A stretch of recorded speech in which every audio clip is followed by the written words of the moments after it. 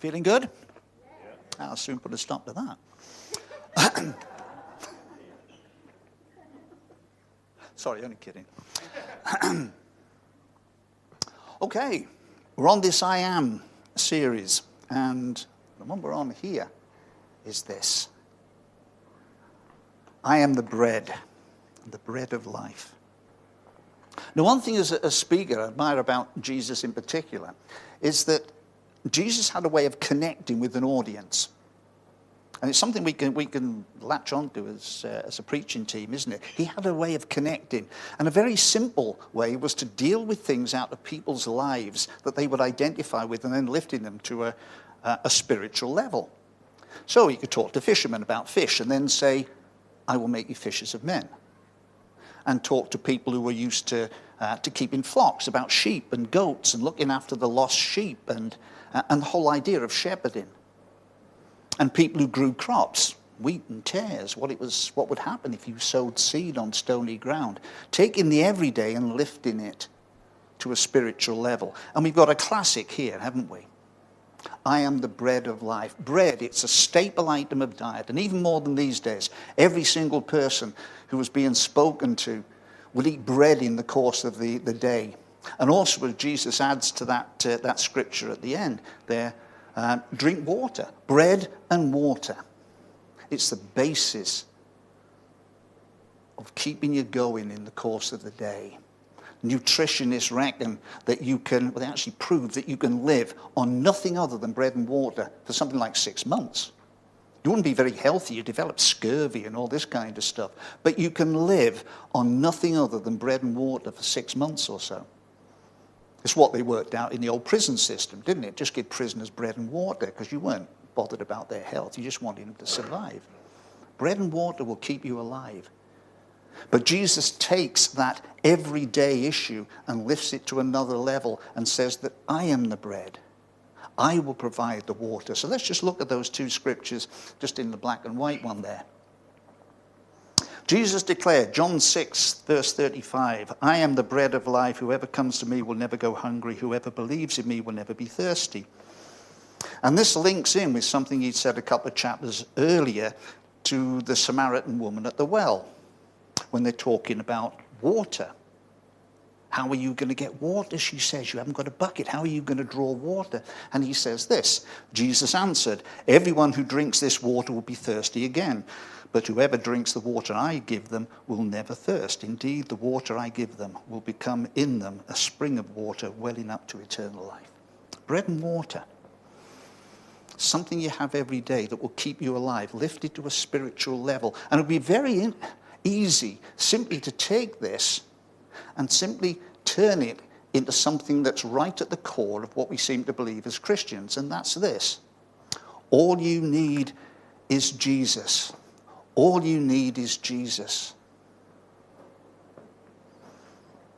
Now, if you drop that into a preach, you're going to get a few hallelujahs on occasions if people are worked up to it, a few amens, because that's what we take. All you need is Jesus. It's at the core of so many songs that we sing. It's even the title of some of them. Jesus is all I need. You are the air I breathe. You're the breath in my lungs. Every day I need you. Every hour I need you. Because it's true.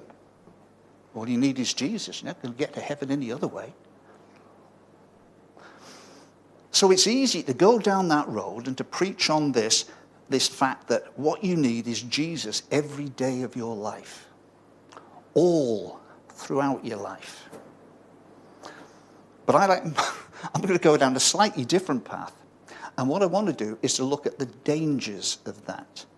The dangers of that statement, just embraced without understanding it. Because it can, for us, create a kind of false idea of what all this Christian stuff we're into is about.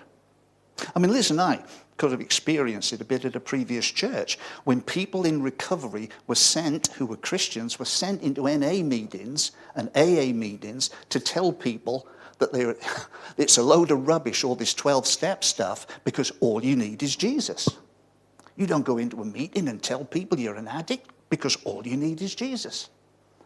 And there's a danger in that. Although it's true, all we need is Jesus, there's a danger in how we perceive it if we take it from the spiritual and we make it a practical thing. It can create an image of Christianity, our faith, that can ultimately disappoint us. And there's a danger in that.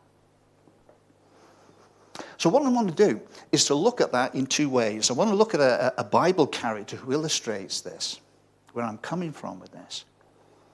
But I also want to do a little bit of personal testimony to see where this how fits into my journey here. Now, I don't normally do that, but I want to do a little bit of testimony here this morning. See, when I became a Christian, it was an instant conversion. It was 6 o'clock, Good Friday, 1988. At that moment when I invited God into my life in the back of that church in Great Harwood, God dropped down from my head to my heart certain things that I knew to be true, every bit as much as I knew my own name. That God was real. That Jesus died on the cross. That he died on the cross because he loved me. That he wanted to deal with my sin. That he wanted a relationship with me. That he had a plan and a purpose for my life. I understood that with an absolute certainty on that moment as that clock hit 6 o'clock. I didn't understand anything else. Never been to church, read the Bible, anything like that. But I understood that. But over the next few days and weeks and months, I discovered something about the journey I'd set out on. That Christianity was singly the most exciting thing I had ever experienced in my life. And within 10 days of becoming a Christian, God took away any addiction I had, for example, to cigarettes through nicotine. I wasn't a hugely addicted smoker. I wasn't doing like 20 a day or anything. But I was a socially addicted smoker. And I would smoke at work when I went to teach in Haslingden. It was kind of automatic that you got in and you lit up a cigarette when you got in. At break time, it was coffee and a cigarette. And I didn't like it. I wanted to give up. And I had tried in my own willpower to give up, and I had failed. Even tried to con Liz that I had given up when I was sneaking cigarettes at work. So I became a Christian in the middle week of those Easter holidays. So 10 days later, I was back at work on that Monday. On the Sunday before that was the second time I'd actually been in church for a Sunday service.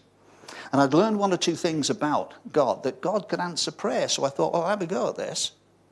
And God, can you help me with this nicotine addiction? I would love to give it up. So I went in on the Monday for the start of the new term, and I didn't take any cigarettes, and I thought, I am gonna survive without. And I did. But it was hard work. I was climbing the walls. I wanted to steal cigarettes. I mean, it was real effort. And I realize now when I look back, that was a kind of test. Because when I got up on the Tuesday, I felt something's different. And I couldn't put my finger on what. Until I got to work, got into the staff room, saw people smoking. Because you could smoke indoors in those days. And I not only felt not tempted, but I looked at them and thought, what a weird thing smoking is. Isn't it peculiar? Isn't it bizarre? You take dried leaves, you wrap them up in paper, stick them 3 inches away from your lips, right under your nose, and you set fire to them. How crazy is that? And then you breathe the smoke in. You don't waft it away, you breathe it in. And then you sit there for the next 15 minutes surrounded by a haze of smoke. And I looked at these people smoking and I thought, this is crazy. And I realized that what God had done had taken me from being an addicted smoker, however addicted, into a non-smoker overnight. And I knew at that moment on that Tuesday morning, looking at these people, I would never smoke again. I knew it. And I haven't. And it's not even been the slightest temptation ever since. Because God took it all away. And I remember thinking, wow, this God stuff is good, isn't it? This is amazing. And it continued. About 5 weeks after that, God spoke to me in an audible voice. Now, it's only ever happened since then, 3 other times in the course of this Christian journey since 1988. But this, I've been a Christian about 6 weeks. And it was a bizarre circumstance, if I've got to tell you. It was crazy. It was spring bank holiday, and Liz and I used to go away for a week to somewhere hot like Greece or Turkey. And it was hot in Britain at that time on that Saturday of that holiday. And we were flying out somewhere, wherever it was, in the afternoon. And in the morning, we'd finished the packing. Liz had seen an advert for hairspray that protected your hair against intense heat. She thought, well, I was sent down to Accrington to pick up a can of this hairspray while Liz finished the packing. Now, we lived up on the moors, and I didn't drive, so I went down in my little 50cc Honda moped called Eric. And because I was on this moped, I had to put the motorbike stuff on. Not leathers, that was over the top, but I had a big, thick, padded jacket, big, thick trousers, the helmet, the gloves. And I got down into Accrington, parked up the moped, and instantly felt the heat because it was really hot. People were in shorts and T-shirts. And I thought, I feel hot, sticky. I just want to get in, get this hairspray, get back, and then get ready for the holiday. So I thought, well, I'll go into the nearest chemist. It was in the Arndale in Accrington. Went into there, asked this woman at the counter, can I have a can of this hairspray? She says, no, we haven't got any. I've never heard of it. And I felt instantly grumpy because I thought, no, I'm going to now have to traipse around every single chemist in Accrington trying to find this hairspray because I can't go back without it. I'm going to get hot and sticky. So I thought, well, I'll go down to Boots, down to the end of the Arndale, turn right, and there's Boots. They'll have it. I went into the Arndale. Out of that shop, I took 2 steps. 1, 2, and God spoke. God spoke and stopped me dead in my tracks. So I stopped and looked up. It was as corny as that. Because I heard this voice so clearly, it took me a few moments to try and work out why everybody else hadn't stopped and wasn't looking up as well, before I realized it was just God talking to me. And I'm looking up at the ceiling, and I heard the voice, and it was so loud and so clear. But the words that God said would not have made total sense to anybody else. But I understood the whole picture, because what God said was very simply, not that one, but that one. Not that one, but that one. Not Boots, I understood what he meant. Not the boot, don't go there. Go to that one. And the one that he was pointing to, and I sensed this, was a little chemist about 200 yards away on the edge of the bus station, what used to be the bus station in Accrington then. So I thought, yeah, okay. Turned around and went back out of the Arndale, walked 200 yards to this chemist, went into this tiny little chemist, probably the smallest one in Accrington, it's long since shut now, went up to the counter, can I have a can of this hairspray? This woman looks at me and says, no, we don't have any. And that stopped me a bit, so I just said to her, yes, you do. And she takes a bit of a step back, because she probably didn't know about the moped. She might have thought I was some kind of hell's angel telling her what stock she had. But anyway, she took a step back and said, no, we don't. So I thought, you're not getting this, are you? So I went up to the counter, put my helmet on the counter, and said, honestly, yes, you do. Fortunately, I stopped short, by the way, of saying, God has told me, because I think then she'd have just screamed and been out the door. Fortunately, a woman comes in from the back of the shop, from probably what was the dispensary, through these little bead curtain things, and says, is there a problem, Doris? I don't know why the name was Doris, but it will do. Doris, who's pinned herself against the shelves by this point, says, this gentleman wants this hairspray, and we don't have any, do we? And this other woman says, oh, yes, we do. It's new, isn't it, dear? Just got delivered 20 minutes ago in that last delivery. I put a price ticket on it, but I haven't had time to put it on the shelves.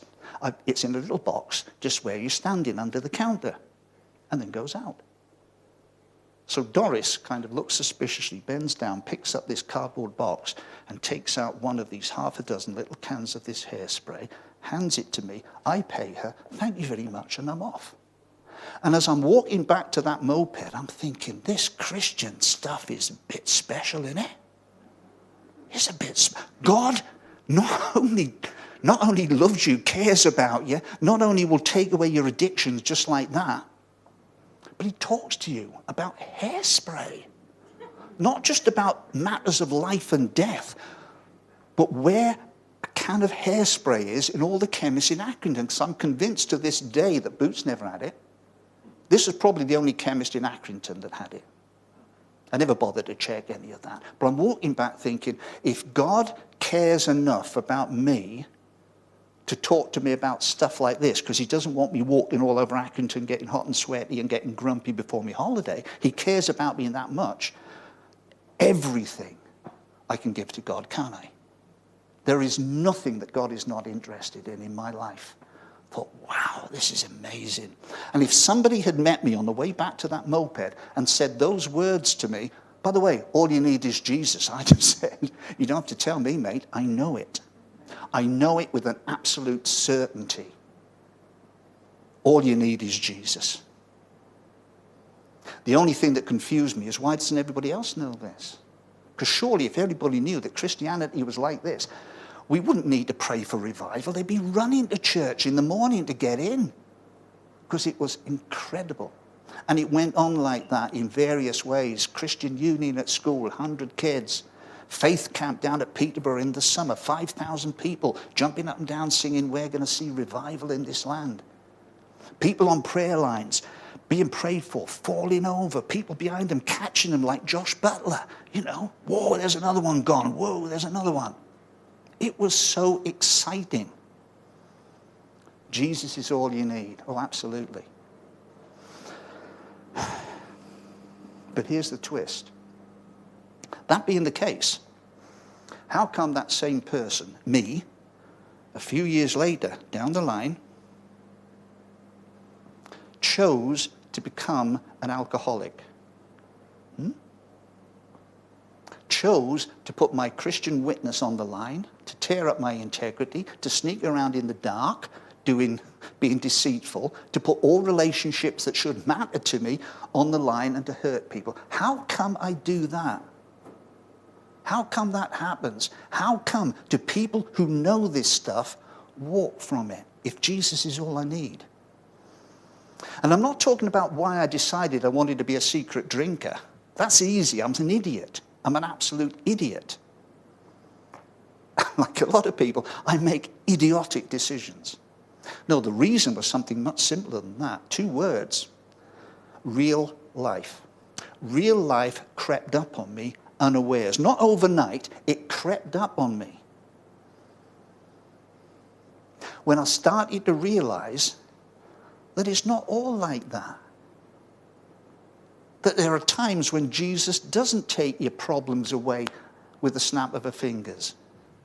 When Jesus doesn't talk to you about hairspray, and sometimes not even about things that seem to matter much more, that sometimes it's not about bouncing up and down on a Sunday morning, it's about getting up on a Monday morning and going to work in a job that perhaps you don't want to do, working with people that you don't like. That it's real life.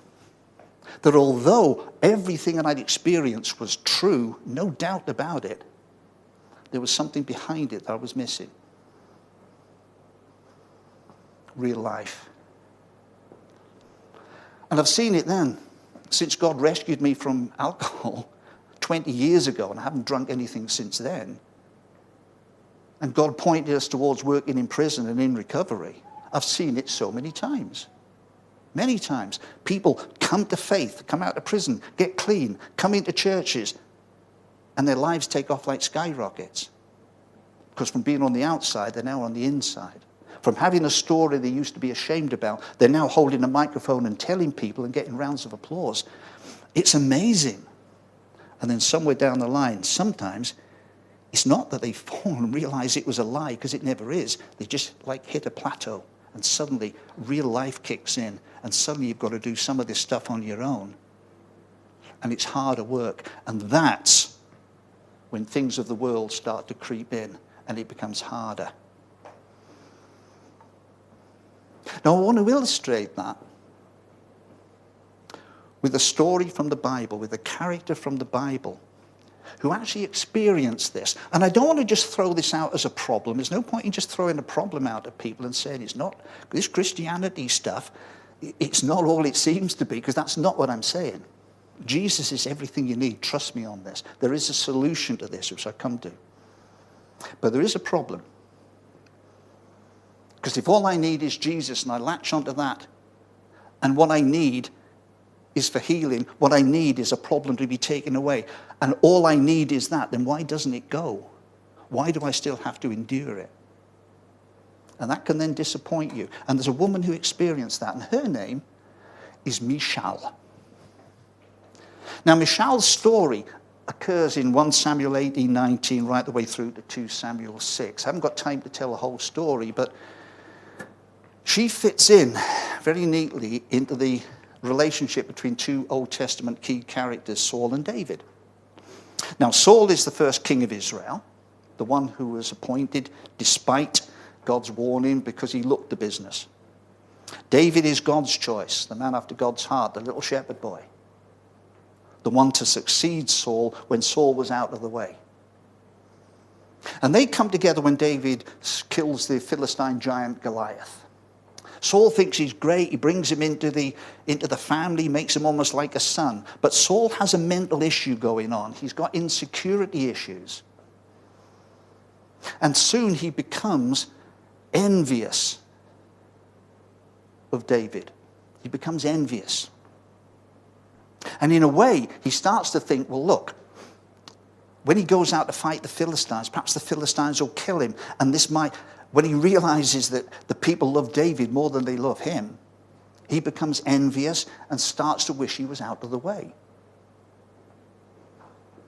But Michal is Saul's daughter, one of Saul's daughters, and she loves David. And when she looks at David, she sees the man of her dreams. She sees everything that she would ever want in a bloke. He's good looking, he's talented, he's a poet, he can set it to music, he's a singer-songwriter, he's a musician, he's a mighty warrior, he's charismatic, people love him. He is everything that she wants in a man. And what's more, he loves her. So they want to marry.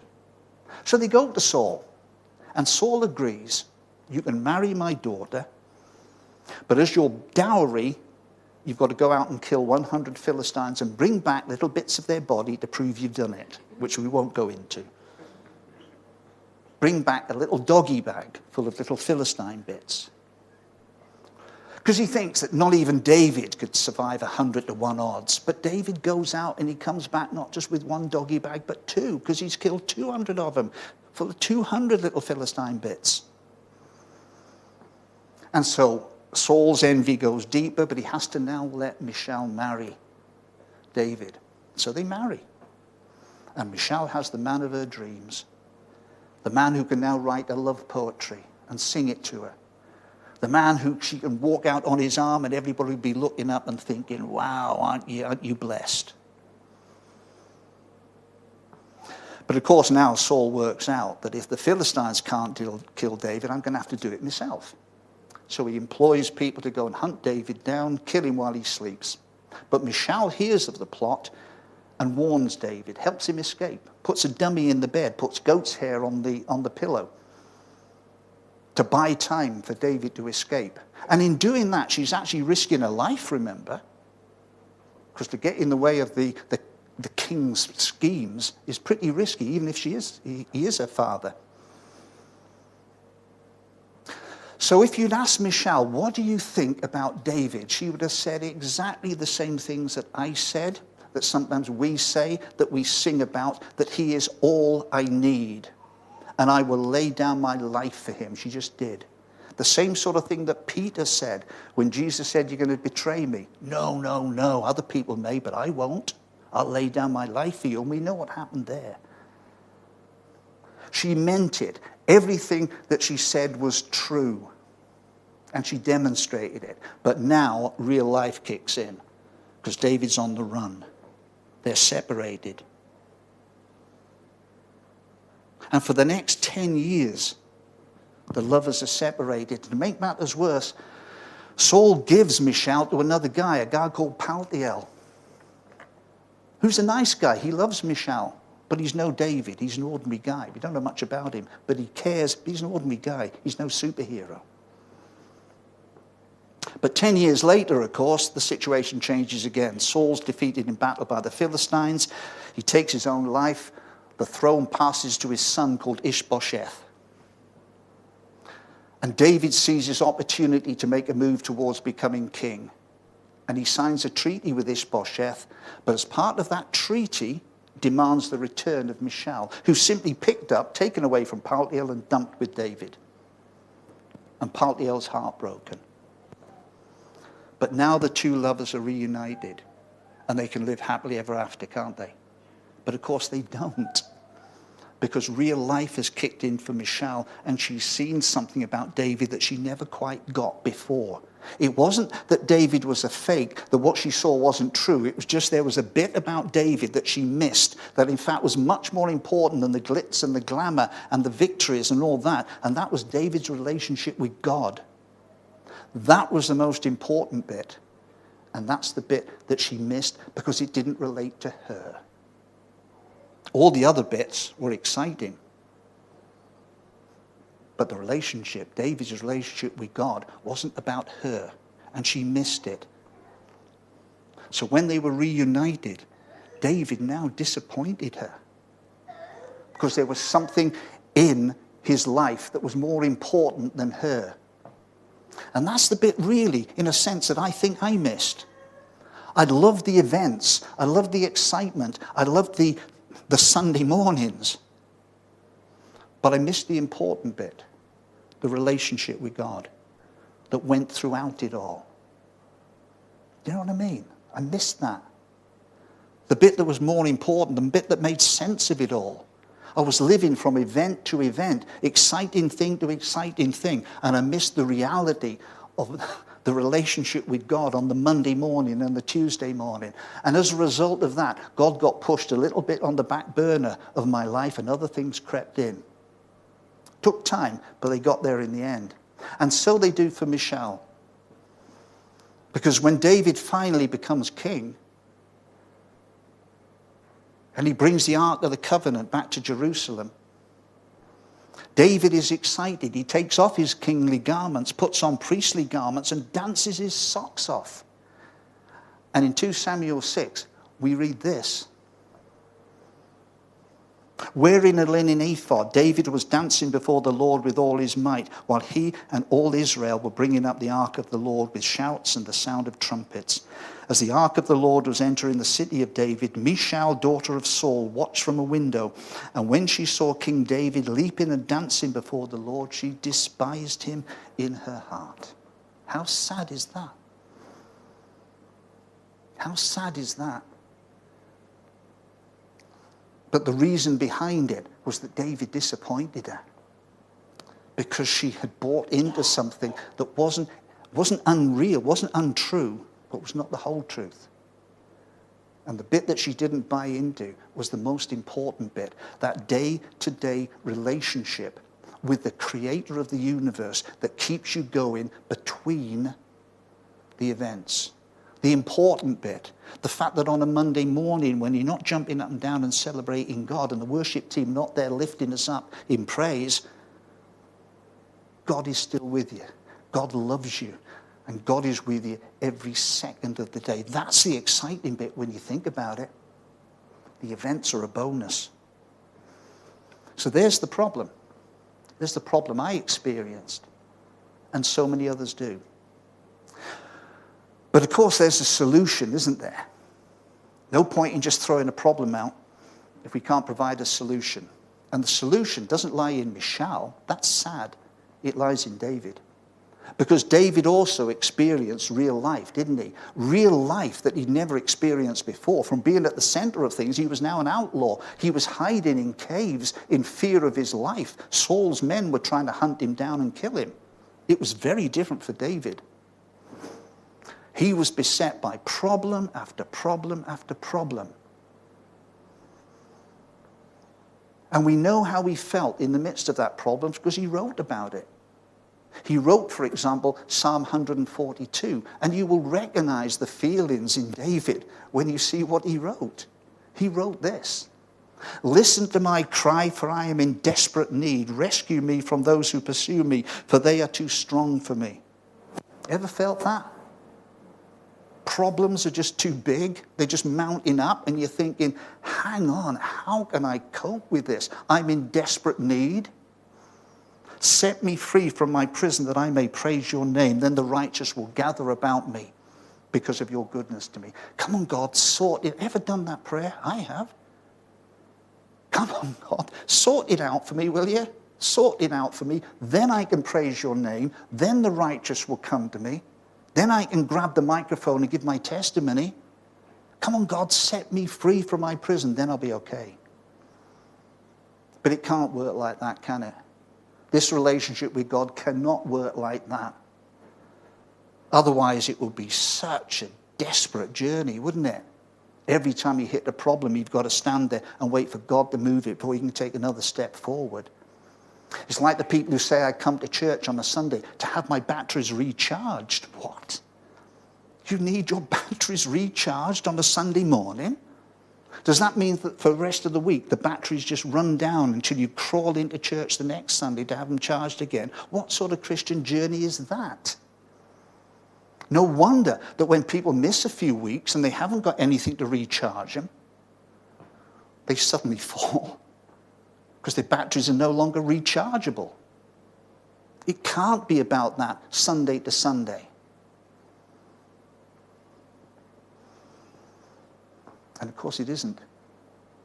God had to teach David that it's not about setting you free from a prison so that then you can praise my name. And David had to realize that.